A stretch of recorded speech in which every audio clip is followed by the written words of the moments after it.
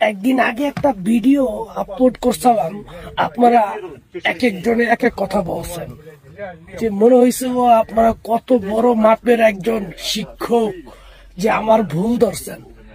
আমি রাশিয়ান আর্মিতে 3 মাস ট্রেনিং করার পরে উচ্চতর প্রশিক্ষণ, একজন ট্রেনারের পিছনে যে কত পরিমাণ টাকা ব্যয় করে সেটা আপনারা না দেখলে বুঝবেন না।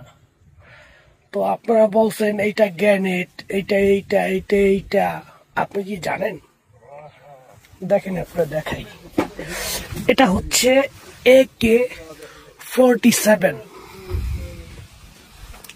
AK-47 এটার আমাদের কোনো প্রয়োজন পড়ে না। এটা থাকা মানে কি এক্সট্রা আরো ওজন, আর কিছু না।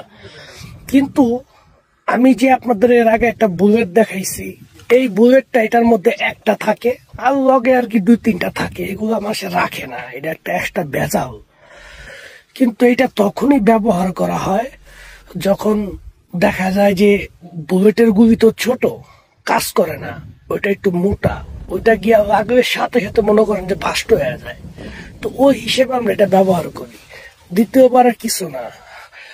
গ্রেনেডের মধ্যে কি কোনো এই সুইচ থাকবে? এটা থাকবে? এটা কিসের জন্য থাকে? যে কোনো গুলির বিষয়ের জন্য।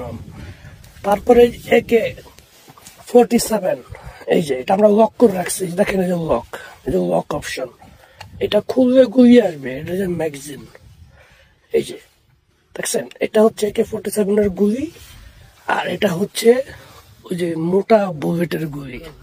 দেখেন ভালো করে দেখেন, নাই তো, থাকলে হয়তো বা বুঝতে পারতেন। এ দেখেন নাই, দেখছেন? এক একজন এক এক মন্তব্য করবেন, নিজে আগে এক্সপার্ট হইবেন, তারপর।